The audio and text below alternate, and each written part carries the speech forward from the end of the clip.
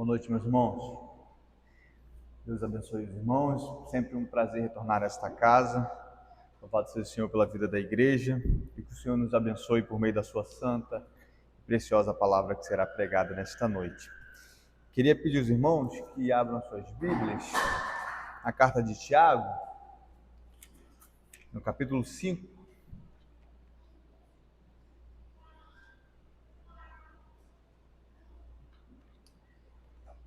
E a gente vai abordar nessa noite os versos que vão do número 7 ao número 11. A gente tem tido a oportunidade de expor essa carta lá na igreja e essa perícope especificamente me chama bastante a atenção, porque trata de um tema muito urgente e oportuno para nós. Então nós iremos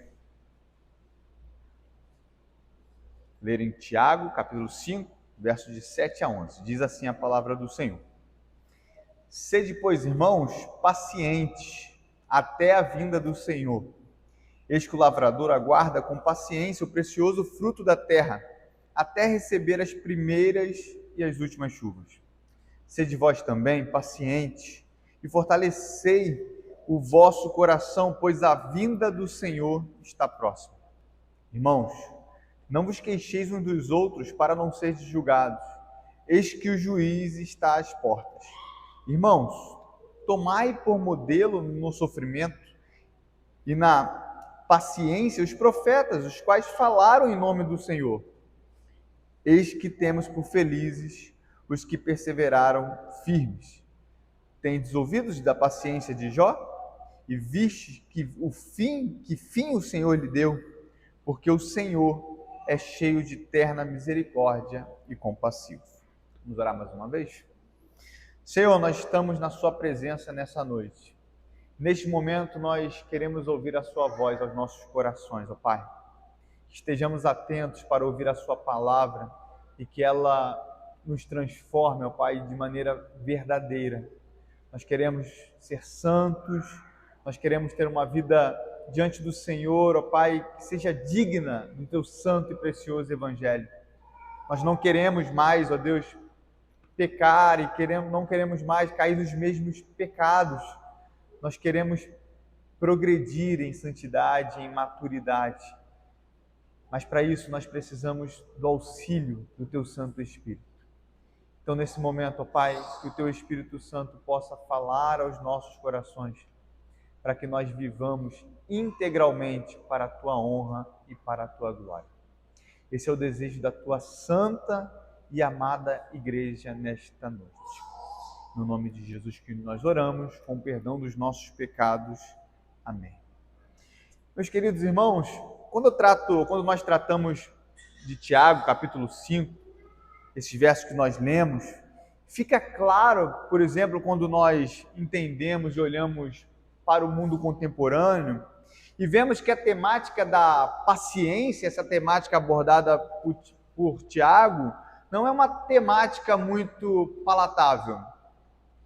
A paciência ou a temática da paciência não é muito bem aceita, muito bem quista no meio do mundo moderno. Quando nós pensamos, por exemplo, na nossa sociedade, que exalta a cultura, por exemplo, das redes sociais, dos Instagrams, dos Reels, TikTok, por aí vai, nós não temos por estima ou por nutrir a temática da paciência. O que, de forma natural, as pessoas querem é tudo para ontem, para hoje. O que nós mais vemos nas redes sociais, em anúncios, são aqueles cursos que vão dar o chamado pulo do gato e você logo terá o emprego dos sonhos, ou você será rico sem fazer nada, ou assistindo vídeos e por minutos você já se torna especialista em diversos assuntos. É interessante que até mesmo quando nós vamos para a nossa literatura ou para os livros, as pessoas hoje deixaram de ler livros porque gastam uma energia que hoje não é mais necessário. Se você quer uma opinião sobre um determinado assunto, você não precisa mais ler alguns livros. Você apenas vai ao YouTube e vê um pequeno vídeo de 5 ou 6 minutos, quando muito, e logo você já vai estar craque naquele determinado assunto. Isso é comum, inclusive, no meio cristão, né? As pessoas debatem teologia através de pequenos vídeos, sem se debruçarem daquilo que a Escritura Sagrada está se valendo, ou daquilo que os grandes teólogos se valeram ao longo da história da igreja. Mas quão trabalhoso é para nós nos debruçarmos, né, nos ombros desse gigante, lendo aquilo que foi escrito. Não é mais fácil, né, recebermos ou comermos e bebermos daquilo que o mundo está oferecendo com pequenos vídeos e logo já saberemos tudo o que nós necessitamos. É interessante porque ninguém, meus irmãos, quer esperar o tempo da maturação, do crescimento e do aprendizado. Ser maduro requer tempo, requer labuta, requer experiência. As pessoas querem ser experts ou querem ser maduros sem comer bom feijão com arroz. Comer 1 quilo de sal, como era dito antes, né, para os nossos pais. E eu toco nesse assunto porque Tiago, nesse ponto que nós lemos, nessa perícope, ele sabe que um cristão verdadeiro só pode ser amadurecido na fé se tiver paciência. A maturidade na fé é a temática de Tiago. Tiago está trabalhando, e é por isso que Tiago é chamado de literatura sapiencial do Novo Testamento. É como se nós estivéssemos lendo Provérbios ou Jó no Novo Testamento. Tiago está mostrando para a igreja como que é se tornar maduro diante do sofrimento e da perseguição. E o que ele vai falar nesses versos é que só há uma maneira de nos tornarmos maduros. É quando agirmos com paciência. Paciência e amadurecimento são praticamente sinônimos para Tiago. E é por isso que somente nessa perícope, se você é um bom anotador na sua Bíblia, se você é alguém que lê a sua Bíblia anotando, você vai ver que Tiago repetiu esse conceito pelo menos 7 vezes, intercalando o termo paciência e perseverança. Essa perícope é o que Tiago mais trata, é a grande cereja de Tiago, é o grande âmago de Tiago, tratando sobre a maturidade cristã por meio da paciência. E para a gente que tem trabalhado um pouquinho dentro dessa carta, tem uma questão que chama muita atenção durante a carta de Tiago, ou no todo da carta de Tiago, é que Tiago tem um tom pastoral muito conhecido, que é muito evidente nas suas introduções de cada trecho que ele está explicando à igreja e trazendo à igreja, que é iniciar os seus parágrafos como meus irmãos queridos, né? Um tom muito ameno e pastoral. No entanto, no capítulo 5 e até mesmo no capítulo 4, a partir do verso número 13, Tiago tinha mudado um pouco esse tom mais ameno e um tom mais pastoral, trazendo e chamando a atenção da igreja de forma mais áspera, digamos assim. Olha o verso 13, número 4. Ele já tinha mudado aquilo que ele tinha dito no verso número 11, chamando irmãos, e agora ele fala no 13 do capítulo 4, chama assim: atendei agora vós que dizeis. E ele segue, olha no capítulo 5 também: atendei agora ricos, chorai. No meio do capítulo 5, ele chama, né, aquela geração, aquele povo de adúltero, no sentido de chamar a atenção deles para o pecado que eles estavam cometendo. Tiago mantém um tom pastoral e ameno durante sua carta, mas nesses versículos que antecederam esse período que nós lemos, ele tinha mudado o seu tom, trazendo um tom mais áspero. Nessa perícope, dos versos número 7 ao verso número 11, Tiago volta ao seu tom pastoral, dizendo: sedes, pois, irmãos, pacientes. É interessante porque Tiago tinha fugido desse tom, mas ele retorna num grande ensinamento de que para falar sobre paciência, não dá para falar num tom bravo. Ele precisaria voltar a esse tom mais pastoral e ameno que norteou toda a sua carta. Então pensa comigo, meus irmãos, que no início do capítulo 5, Tiago tinha condenado a atitude dos ricos que oprimiam os crentes da sua igreja. Eles enriqueciam roubando o salário de seus trabalhadores. Olha o que ele fala no capítulo de número 5, no início. Atendei agora, ricos, chorais, lamentando por causa das vossas desventuras que vos sobrevirão. As vossas riquezas estão corruptas e as vossas roupagens comidas de traça. O vosso ouro e a vossa prata foram gastos de ferrugem, e a sua ferrugem há de ser por testemunho contra vós mesmos, e há de devorar como fogo as vossas carnes. Tesouros acumulaste nos últimos dias. Eis que o salário dos trabalhadores que ceifaram os vossos campos e que por vós foi retido com fraude está clamando. E os clamores dos ceifeiros penetraram até os ouvidos do Senhor dos Exércitos. Tendo vivido regaladamente sobre a terra, tendes vivido dos prazeres, tendes engordado o vosso coração em dia de matança. Tendes condenado e matado o justo, sem que ele vos faça resistência. O que Tiago mostra no início do capítulo 5 é que aqueles ricos, e provavelmente não faziam parte da igreja, estavam roubando o salário dos trabalhadores que sim pertenciam à igreja. E não somente isso, meus irmãos, mas estavam ostentando as suas riquezas à custa ou às custas daqueles que não tinham nem mesmo o básico. Não pagavam o que era justo e deixavam o pobre prestes a morrerem de fome. Os crentes prestes a morrerem de fome. E o ponto crucial que une essas duas partes é que esse grupo de ricos, fazia de tudo para se manter no poder, justamente porque acreditavam que somente seriam felizes se confiassem nas suas riquezas.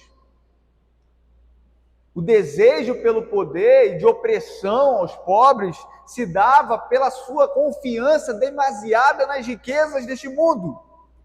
Eles desejavam tais coisas porque somente se estivessem com riquezas debaixo das suas mãos, eles poderiam então ser felizes. E o que Tiago vai dizer então, a partir do verso número 7, é mostrar aos crentes que, embora eles não pudessem recorrer a ninguém neste mundo para reivindicar essa justiça que eles tanto clamavam, na verdade, para denunciar essa opressão a qual eles estavam passando, só haveria um jeito: era a justiça divina. Somente nela que eles poderiam confiar. Os ricos confiavam na riqueza ou nas riquezas humanas. Já os crentes deveriam e poderiam confiar na justiça e na soberania de um Deus que tudo governa. Há um contraponto aqui entre aqueles que confiam na riqueza e aqueles que devem confiar somente na justiça de Deus. Tiago, meus irmãos, sabia justamente isso, que os seus leitores eram incapazes de se defenderem das opressões do mundo por si só. Então eles deveriam abrir mão de todo o controle para confiar somente no Senhor. Esses versos é um chamado para nós confiarmos apenas em Cristo. É um chamado para nós agirmos de forma paciente, a confiarmos somente em Cristo. A deixarmos os deuses deste mundo que podem requerer a nossa confiança e colocar o nosso coração naquele único que é digno da nossa confiança, o nosso Senhor Jesus. Esses versos voltam ao ponto inicial da carta de Tiago. Tiago está finalizando a sua carta. Como um tom de finalização, de conclusão, ele volta àquilo que ele disse lá no capítulo 1, no verso de número 2, quando ele falou assim: meus irmãos, tende por motivo de toda alegria o passar por várias provações, sabendo que a provação da vossa fé, uma vez confirmada, produz perseverança. Tiago está mostrando que, olha só, meus irmãos, vocês irão passar por provações, por perseguições, porém vocês não haverá necessidade de vocês se defenderem por si só, se vocês confiarem em Cristo. E o que Tiago está falando é que, ao invés deles clamarem a justiça dos homens, eles deveriam agir com paciência e então veriam a glória e a justiça de Deus. Ao passar por provações, eles teriam então a alegria produzida pelo Espírito Santo, e essa provação produziria perseverança, paciência. Meus irmãos, é interessante que Tiago pauta esses versos, tanto a primeira, essa parte de 7 a 11, e depois que se segue, dos versos 12 até o final, com base na presença de Cristo. Nos versos de 7 a 11, ele vai falar dessa presença futura de Cristo, a escatologia, o escatom, a volta de Cristo. E a partir do verso número 12, ele vai falar como que a paciência é produzida através da presença de Cristo hoje no meio da igreja, gerando a comunhão dos santos. E a boa notícia que Tiago vai trazer, meus irmãos, traz para nós também, é que diante do sofrimento, eles poderiam esperar com fé em Cristo, porque ele viria com justiça e colocaria todas as coisas no seu devido lugar.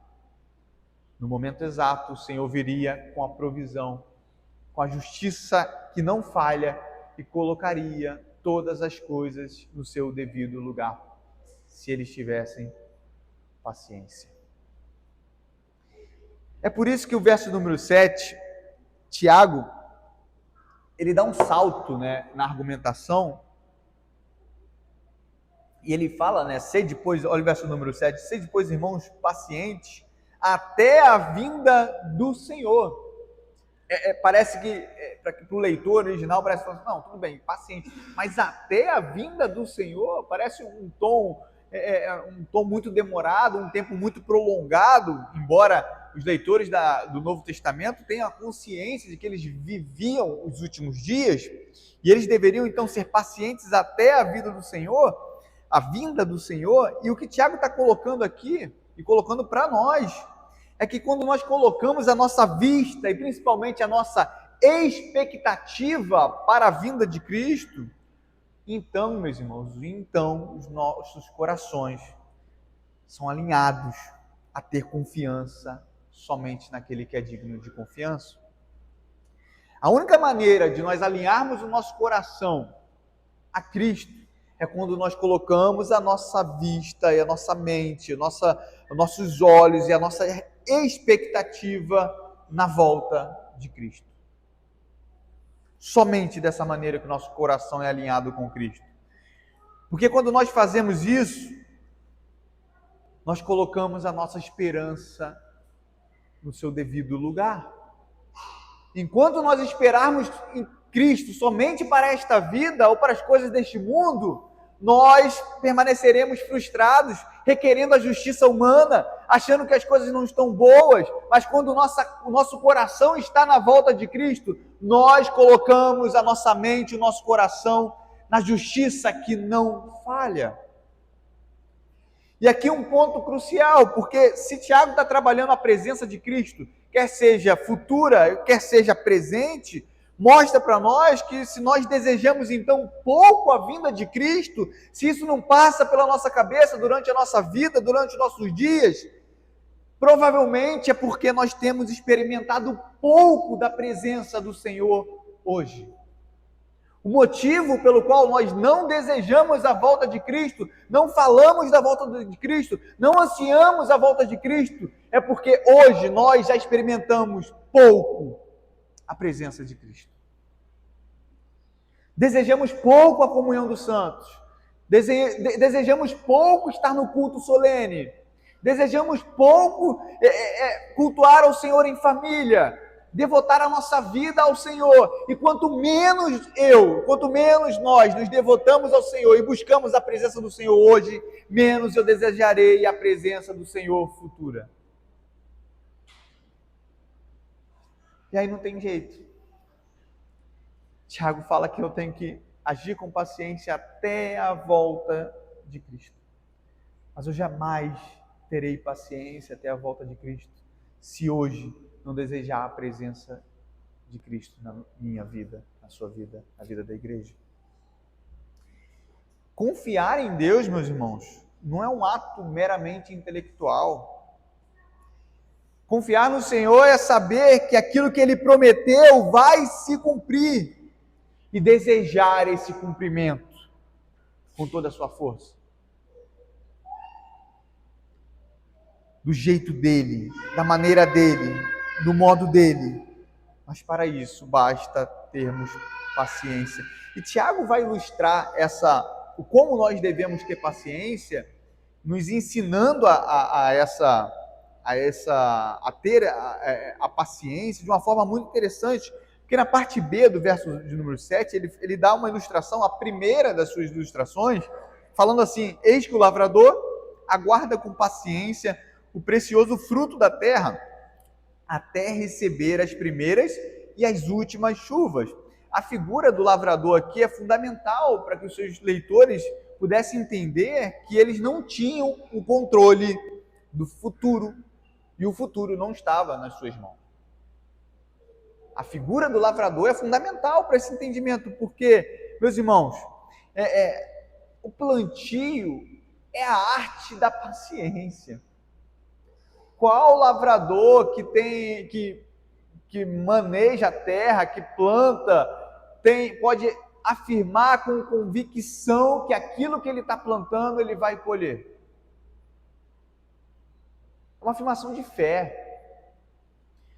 O lavrador, o agricultor, ele precisa, antes de tudo, ter paciência. E é interessante que Tiago fala sobre duas chuvas, né, que ele chama de primeiras e últimas chuvas, ou as chuvas de outono e as chuvas da primavera, justamente porque Israel era uma terra não muito bem assistida pelas chuvas. Então, os agricultores, os lavradores, esperavam ansiosamente por essas duas chuvas, porque essas duas chuvas determinariam a colheita daqueles agricultores.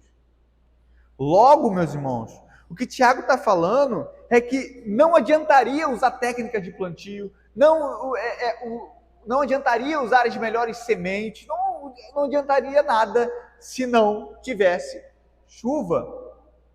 E quem tem a chuva sob o seu controle, de modo que pode afirmar que aquilo que está plantando dará?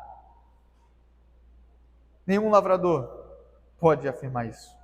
Ele precisa ter paciência e aguardar pacientemente as primeiras e as últimas chuvas, para que então pudesse desfrutar do tão vislumbrado fruto o qual ele estava esperando ansiosamente. É por isso que Tiago usa essas ilustrações, porque não basta confiar nas suas técnicas se antes não confiar no Deus que manda a chuva. Não basta confiar no agricultor, não basta confiar no plantio, antes devemos confiar naquele que manda a chuva. É por isso que ele está falando sobre isso. E dessa forma, meus irmãos, o que Tiago está falando aqui é nos mostrando que nós não devemos viver um tempo de imediatismo. Não devemos viver uma vida dentro da cultura do instantâneo, buscando prazer somente naquelas coisas do hoje, do já. O que Tiago está falando é que a nossa vida tem que ser uma vida de confiança em Deus. A comparação do agricultor, do lavrador, nos mostra que nós devemos ter, inclusive, paciência para enxergar a transformação nos outros, inclusive em nós mesmos. A semente da palavra, meus irmãos, está crescendo em nós. A semente da palavra está crescendo na igreja e no seu determinado tempo. Com as chuvas, nós veremos os frutos. O que mostra muitas vezes o nosso problema é que nós não temos paciência para poder enxergar o crescimento dos frutos em nossas vidas e na vida do outro. E um ponto importante de nós entendermos é que tudo que é bom demora para amadurecer. Não é assim na vida dos nossos filhos? Quando nós pregamos o evangelho a eles e às vezes parece que não tem surtido efeito, tem uma rebelião nos seus corações que parece que não sai deles, e a gente permanece constantemente pregando aos seus corações, confiando que num determinado tempo o Senhor produzirá os frutos. Mas nós precisamos agir com paciência para com eles. O que Tiago está falando é que não adianta ficar ansioso, não adianta ficar rabugento. Nós antes devemos confiar no Deus da provisão. As nossas expectativas devem ser pacientes conosco e com os nossos irmãos, no trato com a nossa própria família e com os nossos irmãos, agindo pacientemente, porque Deus está fazendo crescer a semente da sua palavra em nossos corações. O que Tiago traz aqui é que não deve haver uma murmuração, porque embora os opressores pareçam aqui inabaláveis, eles serão julgados por Deus. Não precisamos fazer nada, porque Deus os julgará, meus irmãos. Olha o verso de número 8, que Tiago fala: sede vós pacientes e fortalecei o vosso coração, pois a vinda do Senhor está próxima. A segunda vez que ele fala sobre a vinda do Senhor. E agora ele vai nortear o problema da impaciência. E o problema da nossa impaciência está em um único lugar: no nosso coração. O problema da nossa impaciência, da nossa ansiedade, está no nosso coração. Do coração produz ou emana, todos os males, inclusive a nossa impaciência. E aí, e é esse ponto que Tiago trata, a falha do nosso coração que nós devemos corrigir. Porque a impaciência, ela não é apenas uma característica, talvez, da nossa personalidade. Ela não é uma característica que existe mais em uns e menos em outros. A paciência, impaciência, ela reflete um estilo de vida de alguém que não confia em Deus. Porque pense comigo, meus irmãos, o que Deus fez neste mundo, se não todas as coisas? Inclusive o início deste mundo, o começo deste mundo, mas não somente o começo, o fim deste mundo também foi decretado pelo Senhor. Se todas as coisas estão debaixo do seu decreto, agir com uma impaciência é uma afronta à soberania de Deus. É uma afronta ao Deus que fez todas as coisas para a sua glória e fez todas as coisas para um determinado fim. É uma afronta ao Deus que governa este mundo com as suas mãos, com as suas poderosas mãos. E também, meus irmãos, agir com impaciência está ligado a um entendimento equivocado do próprio Evangelho. O Evangelho, meus irmãos, é uma boa notícia, é a boa notícia. E o ponto fundamental do Evangelho e da religião cristã é que ela é redentiva. E nesse sentido, há um final feliz para nós. Não devemos duvidar disso. Há um final feliz que já foi escrito para a igreja. Há um final feliz para todos que creem em Cristo. E esse final já foi decretado. Eu não sei se você é como eu sou um péssimo em ver filmes que acabam com um final triste. Aquele final que não tem sentido. Eu não gosto nem de ver série, porque série não acaba, eu gosto de final. Se você me levar para ver um filme, eu quero ver um final, e um final feliz, onde os mocinhos se dão bem, onde os ladrões se dão mal. Eu quero esse final. Eu não aguento ver filme com um final, enfim, inacabado, ou que o mal vence. Eu não gosto. Sabe por que eu não gosto? Porque eu não fui programado para isso.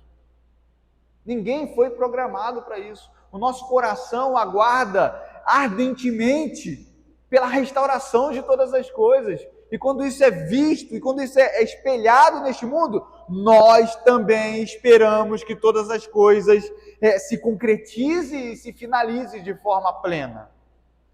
Isso é o nosso coração. O nosso coração reflete um Deus criador, que não somente criou o início, mas o fim de todas as coisas.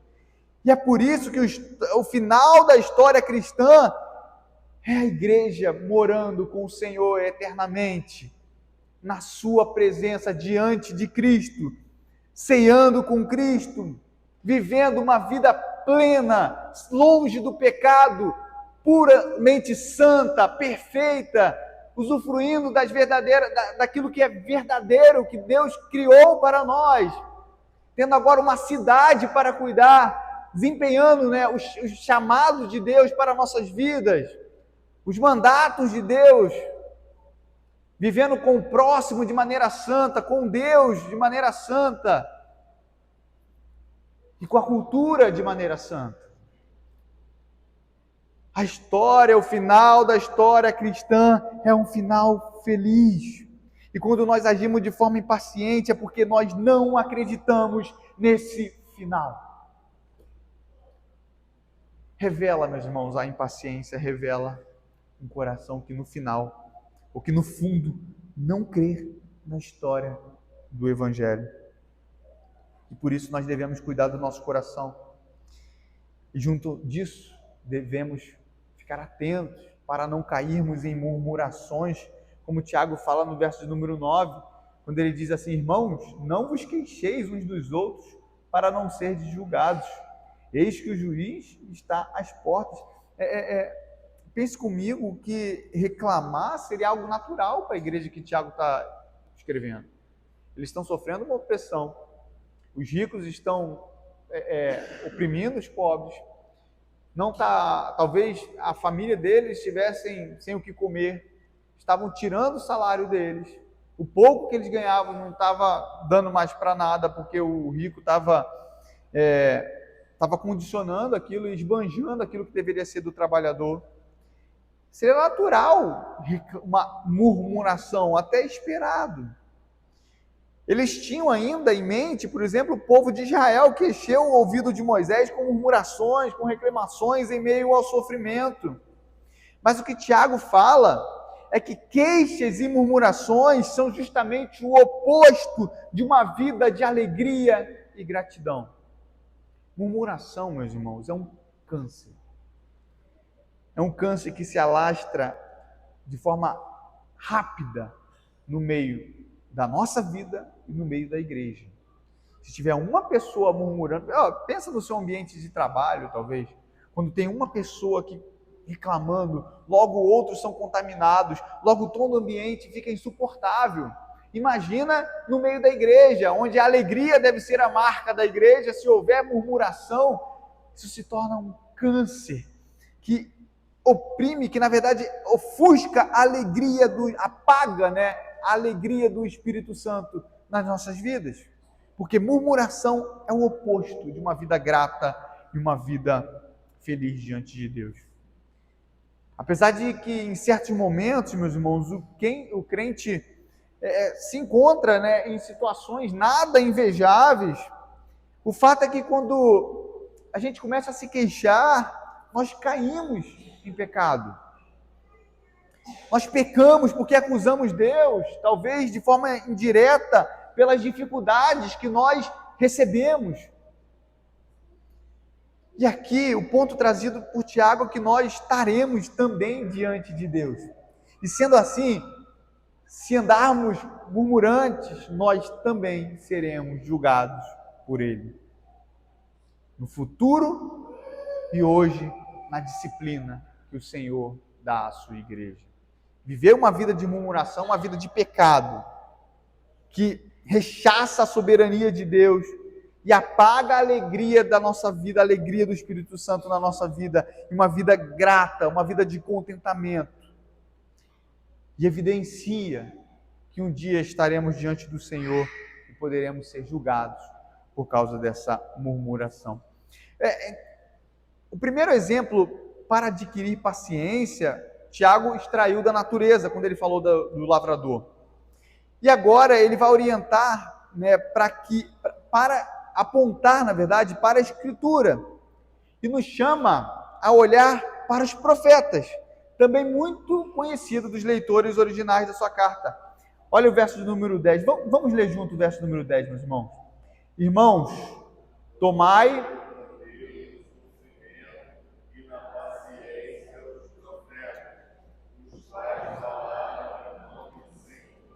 Então, como primeira ilustração, ele tirou da natureza, olhando para o plantio. Agora ele olha para a Escritura e usa como exemplo os profetas, né, bem conhecido dos leitores originais, que provavelmente eram crentes oriundos do judaísmo, né, convertidos a partir do judaísmo. E aqui, Tiago está trazendo, né, a partir desse exemplo, considerando justamente, né, o exemplo dos profetas. Considere comigo, meus irmãos, a perseguição, por exemplo, que Elias suportou do rei Acabe, as dificuldades pela qual passou Jeremias nas mãos dos reis de Judá, e a perseverança, por exemplo, demonstrada por Daniel quando foi colocado na cova dos leões durante o exílio. Todos esses e muitos outros sofreram porque falaram em nome do Senhor. O que Tiago está mostrando para a igreja é que, embora nós busquemos uma vida santa, falando em nome do Senhor, se agarrando às verdades do Evangelho, desviando do mal, professando a verdadeira fé em Cristo, muitas vezes passaremos por provações e sofrimento. Porque se os profetas passaram por falar em nome do Senhor, nós também poderemos passar por essas tribulações. E o que Tiago fala, olha para os profetas, meus irmãos, olha o quanto Elias sofreu. Você acha que você não vai sofrer também? Olha por quanto Daniel, rejeitando, né, a Babilônia, os prazeres da Babilônia, sofreu por isso. Olha Jeremias colocado num tronco. Nenhum desses profetas foram benquistos no meio da sua sociedade, no meio dos seus irmãos, dos seus compatriotas. Vocês acham realmente que vocês, no meio dos ricos, terão algum tipo de benefício? Olha para eles estavam falando no nome do Senhor, em nome do Senhor, eles apontavam para o Messias, eles apontavam para Cristo, e ainda assim eles sofreram. Porque os profetas diziam o tempo todo, ele virá, e ainda assim confiaram na promessa em meio à tribulação.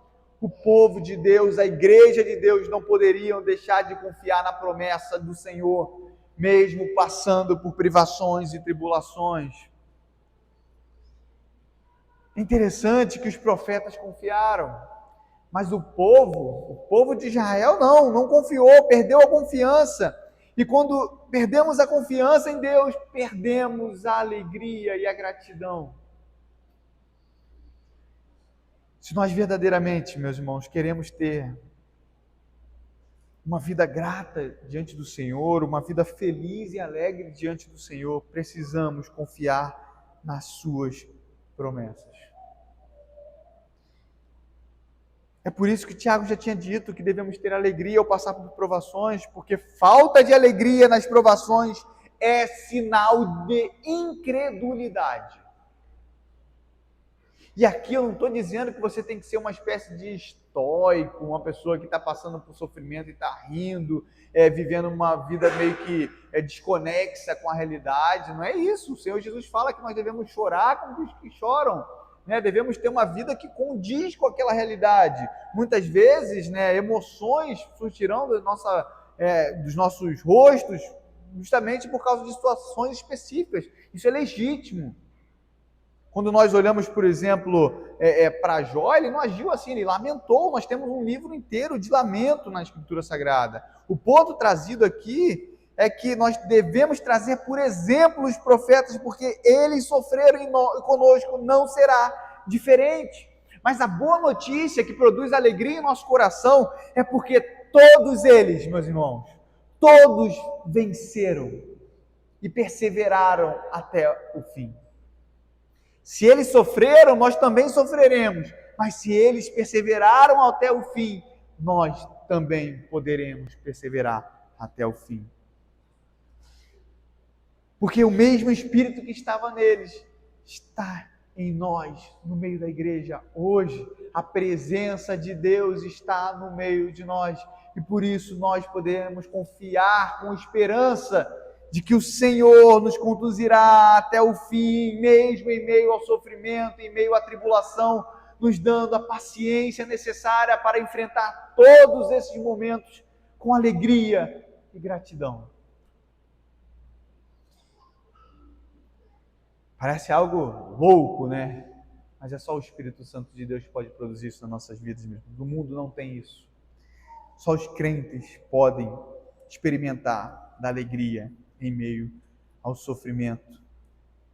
A boa notícia é essa, que se nós imitarmos esses grandes homens, e como eles foram pacientes em meio à tribulação, Deus nos fará triunfar. No verso 11, na parte A, Tiago vai falar, né? Eis que temos por felizes os que perseveraram firmes. A felicidade que os profetas alcançaram, nós também alcançaremos. Reverbera o ensinamento de Jesus Cristo no Sermão do Monte. Tiago está lidando com o Sermão do Monte em várias das suas porções. E aqui reverbera aquilo que o Senhor Jesus disse lá em Mateus, capítulo 5, versos número 11 a 12, quando é dito assim: bem-aventurados sois quando por minha causa vos injuriarem e vos perseguirem, e mentindo disserem todo mal contra vós. Alegrai-vos e exultai-vos, porque é grande o vosso galardão no céu, pois assim perseguiram aos profetas que viveram antes de vós. O Senhor Jesus usou, parece, Tiago usou uma espécie de copia e cola daquilo que Jesus tinha dito. Os profetas sofreram a mesma coisa que vocês estão sofrendo, talvez muito pior. Mas olha, eis que temos por felizes os que perseveraram firmes. Regozijai-vos e exultai-vos, porque é grande o vosso galardão nos céus. Felizes sois quando por minha causa vos injuriarem e vos perseguirem, mentindo disserem todo mal contra vós. O que é importante a gente dizer aqui, meus irmãos, é que a alegria em meio à tribulação, em meio às tribulações trazida por Tiago, pelo Senhor Jesus, é uma alegria transcendental, que somente aqueles que nasceram de novo podem experimentar. Somente aqueles que nasceram do Espírito podem experimentar. Somente aqueles que receberam uma nova vida, um novo coração, podem experimentar. É por isso que Tiago, para mostrar essa fé perseverante, essa fé que é transcendental, ele traz um exemplo fatal aqui, a partir do verso número 11, na parte B, quando ele chama a consciência, quando ele diz: tendes ouvidos da paciência de Jó, e viste que fim o Senhor lhes deu. É interessante porque qualquer discussão sobre perseverança, quando você fala de Jó, é como se você tivesse apelado. Falei de Jó, aí não vale, né? Jó, aí você já acabou qualquer discussão, é Jó. Jó é o cara na paciência. É como se ele tivesse falado assim: vou dar agora um exemplo cabal. Já usei o exemplo do plantio, da natureza, ok. Usei o exemplo dos profetas, talvez vocês ainda não estejam muito convencidos, então vou usar aqui o meu argumento final. Olha para Jó. Tendes ouvidos da paciência de Jó e viste que fim o Senhor lhe deu? Esse texto é muito interessante, meus irmãos, porque ficou no imaginário, esse dito da paciência de Jó. Isso é interessante porque Jó, meus irmãos, a sua paciência não era um dos seus melhores pontos. Quando a gente olha para Jó, fica claro que a paciência não era o ponto forte de Jó. Jó reclama para os seus amigos, age impacientemente para com o Senhor.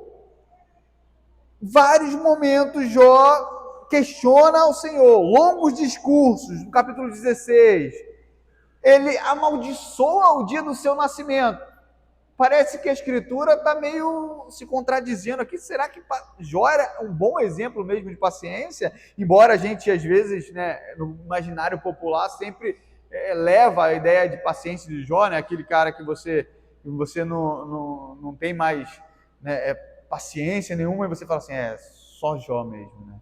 É só a paciência de Jó, ou nem Jó teria a paciência que eu estou tendo com essa pessoa, né? Tem pessoas que agem assim, falam dessa forma, trazendo ao imaginário a ideia da paciência de Jó. Mas Jó, definitivamente, não tinha paciência como uma das suas melhores virtudes. Então, o que torna Jó inesquecível? Ou importante a tal ponto que Tiago chama aqui a atenção. O problema é que a nossa tradução da ARA, ela traduz o termo perseverança e paciência como se fossem análogos. Porém, o termo melhor compreendido aqui para esse texto, para esse verso, não é paciência. A tradução melhor não seria paciência, mas seria perseverança. Jó, sim, era bom na perseverança. Ele perseverou, a sua fé foi perseverante até o final. Ele é conhecido pela sua firmeza até o final. Aí sim, Jó andou perseverante. Isso é interessante porque quando a gente olha o final do verso número 11, a gente caminha para o final, quando ele fala, tende ouvido da paciência de Jó e viste que fim o Senhor lhe deu, porque o Senhor é cheio de terna misericórdia e compassivo. Em nenhum momento Tiago tributa a sua perseverança, a perseverança de Jó a ele mesmo, mas ao Senhor, que é misericordioso e cheio de terno e compassivo. O Senhor é cheio de terna misericórdia e compassivo. É interessante que mesmo Deus permitindo por meio do seu decreto o sofrimento dos justos, a sua misericórdia, meus irmãos, não deixa de existir em momento algum. Em meio ao sofrimento, em meio ao nosso maior sofrimento, Jó, em meio ao seu maior sofrimento, ele pôde experimentar das misericórdias do Senhor. Em meio à tribulação, o Senhor nos faz experimentar das suas misericórdias, do seu amor, da sua graça. Que Deus gracioso é esse, meus irmãos? Que nós merecendo a ira dele, ele ainda no meio do sofrimento, trabalhando a nossa paciência e a nossa maturidade, ele ainda nos faz experimentar das suas misericórdias. Pense comigo que quantas foram as vezes que em meio à nossa crise financeira, o Senhor nos fez experimentar da sua misericórdia e da sua provisão. Em meio à fraqueza espiritual, muitos de nós não queríamos nem vir à igreja, e vindo à igreja e prestando culto ao Senhor, ainda que fracos, o Senhor nos amparou, o Senhor nos encheu, o Senhor nos edificou, o Senhor nos estimulou a prosseguir. Quantas foram as vezes que o Senhor agiu assim conosco, em meio à nossa fraqueza, e nós merecendo aquilo que era mal da parte dele, ele nos deu a sua misericórdia. Quantas foram as vezes, meus irmãos, que o Senhor nos estimulou, nos encorajou, nos abençoou, quando nós recebemos o sacramento, quando nós usufruímos da comunhão dos santos, da conversa santa entre os irmãos, em momentos que pareciam que não havia esperança, e o Senhor nos abençoou.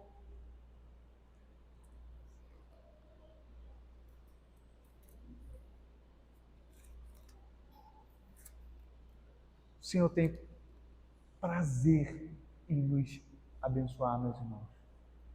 O Senhor tem alegria em nos amparar em meio ao sofrimento.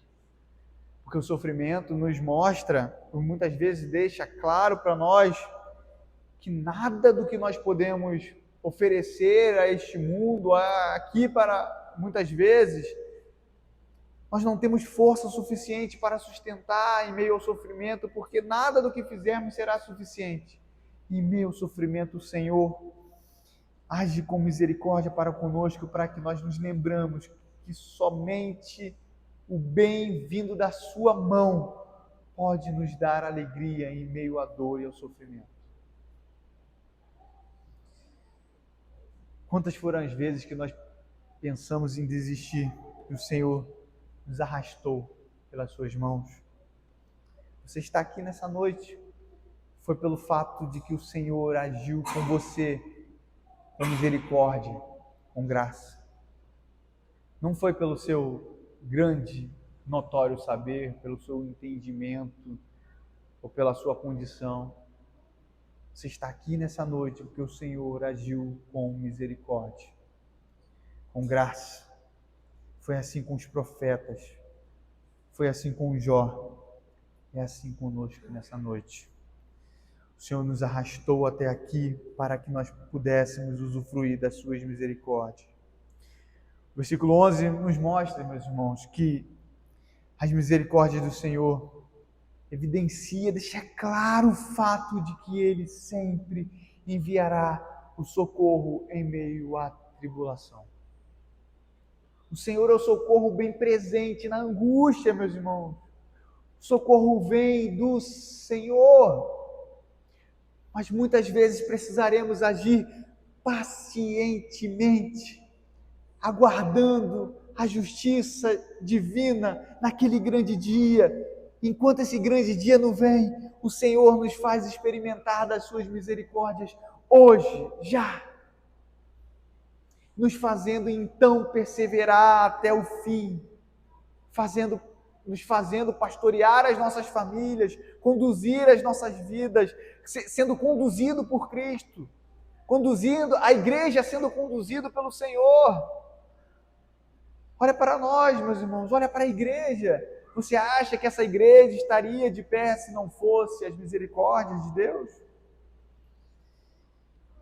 O nosso Deus é conhecido por ser o Deus da aliança. E o Deus da aliança é um Deus que cumpre as suas promessas. É um Deus que não falha. O que nós precisamos fazer é confiar de todo o coração no nosso bom Deus. Porque enquanto estivermos nesse mundo, haverá sofrimento e tribulação. Mas no meio da tribulação, se agirmos pacientemente, seremos amadurecidos por meio da palavra de Deus e conduzidos até o dia final por meio da sua graça e misericórdia. Ele disse que sempre estaria conosco. Ele está conosco, meus irmãos. O seu Espírito Santo está conosco nessa noite. O Espírito Santo de Deus habita em cada um de nós. Ele nos faz enxergar as maravilhas de Deus. Ele nos faz enxergar a promessa e confiar no Senhor de todo o coração. Ele nos faz viver para a glória de Deus. Ele nos faz rejeitar o pecado. Ele nos repreende, Ele nos estimula, Ele nos adverte, Ele nos abençoa. Ele é aquele que ora por nós quando nós pecamos. O Senhor está no meio de nós. Talvez, realmente, aquilo que Tiago falou no verso número 7, no começo, sede, pois, irmãos, pacientes até a vinda do Senhor. Talvez chegamos a um ponto que estejamos cansados de esperar. E por isso estamos impacientes. No meio de um mundo de opressão, no meio de um mundo de perseguição, no meio de tantos problemas, estamos cansados, meus irmãos.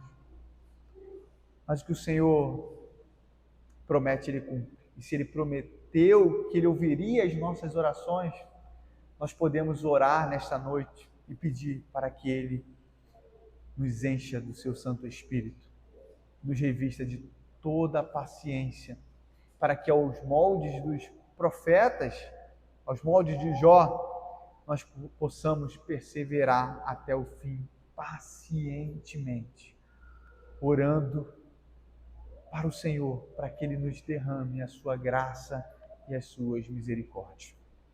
Vamos orar? Senhor, nós te louvamos, ó Pai, e te agradecemos pela sua palavra, porque é ela quem nos encoraja, ela quem nos edifica, ó Deus. Quantas vezes agimos impacientemente, Pai. Nós queremos ser transformados verdadeiramente, Senhor. Nós queremos ter como exemplo os profetas que tanto sofreram neste mundo por anunciar a mensagem verdadeira do Senhor. E ainda assim, Senhor, eles foram perseguidos. Quem nós pensamos que nós somos, ó Deus, para acharmos que ao defendermos a Escritura Sagrada, a verdade do Evangelho, seremos bem-quistos nesse mundo, Senhor? Verdadeiramente não seremos. Seremos desprezados, seremos humilhados, seremos vilipendiados, seremos jogados às traças, seremos tidos como a vergonha deste mundo.